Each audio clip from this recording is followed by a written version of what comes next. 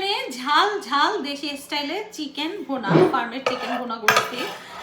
তো যে আপুরা আমার ভিডিওর রেসিপি চাচ্ছিলেন, আপুদের জন্য চলেন রেসিপিটা শেয়ার করি সম্পূর্ণ, যে আমি এই মজার চিকেনটা কিভাবে ওভেনে রান্না করলাম। আমি চুলায় টাচই করি নাই।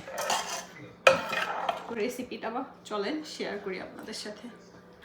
প্রথমে আমি চিকেনটা ভালো করে ওয়াশ করে নিচ্ছি। আর চিকেন ওয়াশ করতে পানির মধ্যে লবণ, হোয়াইট ভিনেগার মানে সিরকা যেটা, সেটা দিয়ে 5 থেকে 10 মিনিট ভিজায় রাখি, তারপরে ভালো করে ওয়াশ করে রাখি। চিকেনটা ওয়াশ করার পরে পানিটা ঝাড়তে ঝাড়তে আমি একটা মশলা রেডি করে নিচ্ছি, যেটার মধ্যে পেঁয়াজ কাটা 1 কাপ পরিমাণের, টমেটো আমার ফ্রোজেন ছিল টমেটোটা, 2 টিস্পুন রসুন, 1 টিস্পুন আদা। তো এইগুলা আমি আদাটা পেস্ট ব্যবহার করছি, আপনারা কুচিটাও ব্যবহার করতে পারেন। একটু অয়েল ব্রাশ করে স্প্রে করে 450 ফারেনহিটে 25 মিনিটের মতো ফার্স্ট শেলফে বেক করব। এবার চিকেন ম্যারিনেট করার পালা। তা আমি এখানে হাড্ডি সহ চিকেনগুলা ছোট ছোট টুকরো করে নিচ্ছি। তা আপনারা আপনাদের পরিমাণ মতো নেবেন। এরপরে আমার একটা পেস্ট বানানো ছিল, যেটার রেসিপি আমি আপলোড করছিলাম পেপার পেঁয়াজ টিয়াজ দিয়া ওভেনের। তো সেই পেস্টটায় 3 টেবিল চামচ পরিমাণে দিয়ে দিচ্ছি, এটা অপশনাল। এরপরে 2 টেবিল চামচ পরিমাণে টক দই। এরপরে এর মধ্যে আমি হলুদের গুঁড়া দিচ্ছি পরিমাণ মতো, মরিচের গুঁড়া, পাপরিকা। তা আমি সবসময় পাপরিকাটা ব্যবহার করি। পাপরিকাটা ব্যবহার করলে মাংসের কালারটা না অনেক বেশি সুন্দর আসে। তো ঝাল ঝাল করে চিকেন ভুনা করব। মরিচের গুঁড়া দিলাম 2 টিস্পুন পরিমাণে, পাপরিকাও 2 টিস্পুন পরিমাণে। এরপরে এর মধ্যে আমি লবণ দিয়ে দিচ্ছি স্বাদ মতো, খুবই সামান্য পরিমাণের চিনি দিব। গরম মশলার পাউডার দিচ্ছি, এটা আমার হোমমেড গরম মশলা। আর চিকেন মশলা মানে মিট মশলা যে প্যাকেটে, সেটা দিচ্ছি। ধনে গুঁড়া দিব, জিরা গুঁড়া। আর ধনে জিরার যে গুঁড়াটা, সেটা আমি সবসময় ভাজাটা ব্যবহার করি।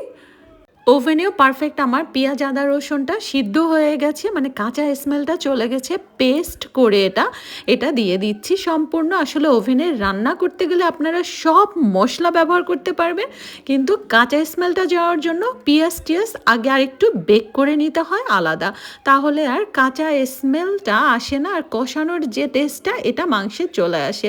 সব মশলাগুলো দিয়ে আমি ভালো করে মাখাইয়া নিচ্ছি। আমি আধা ঘন্টার মতো মেরিনেট করে রাখছি। আর মেরিনেট টাইমটা কিন্তু যত বেশি রাখবেন অত ভালো হবে। আমার প্যানটা বেশি ছোট হয়ে গেছিলো, তো আমি একটু সুইচ করে নিচ্ছি পাতিলে। এরপরে পানি দিয়ে দিব আর তেল দিয়ে দিচ্ছি।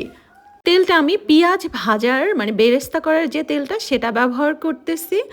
আর বেশি পানি দিতে হবে না। গ্রেভিতে আপনারা যতটুকু রাখতে চাবেন আমি বলবো, তো সেই পরিমাণে পানি দিলেই বেস্ট। ওভেনে রান্নায় পানিটা টানে কম। এরপরে 450 ফারেনহিটে আমি ওভেনে বেক করব 35 মিনিট। অবশ্যই পাতিল ঢাকনা ওভেন প্রুফ হতে হবে, সেটা আপনার রান্নার খেয়াল করতে হবে। 450 ফারেনহিটে 35 মিনিট চিকেন বেক করা ডান। তো এবার চিকেনটা আমি উঠিয়ে একটু নেড়ে চেড়ে নিব। এই একবারই শুধু নাড়লেই হবে, এরপরে আর কোনো নাড়াচাড়া করতে হবে না।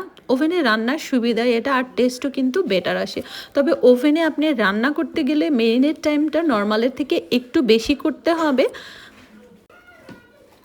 নেড়ে চেড়ে আবারও ঢাকনা দিয়ে আমি 450 ফারেনহাইটে রান্না করব 25 মিনিট। এ পর্যায়ে আমি গোটা কয়েকটা কাঁচামরিচ দিয়ে দিচ্ছি। 25 মিনিট শেষ হওয়ার পরে আমি যেটা করেছিলাম, ওভেনটা বন্ধ করে সাথে সাথে পাতিলটা ওভেন থেকে বের করি নাই।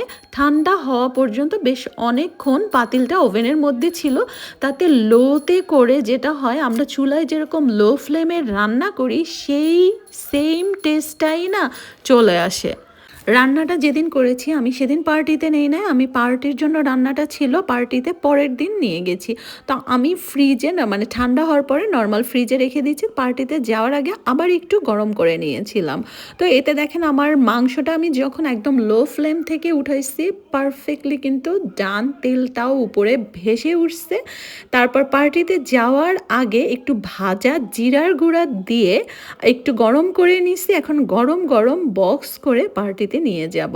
আর ঝোল তরকারি পার্টিতে নেয়ার জন্য বেস্ট হলো এরকম বক্সে, নাইলে গাড়ি টাড়ি নষ্ট হয়ে খুবই খারাপ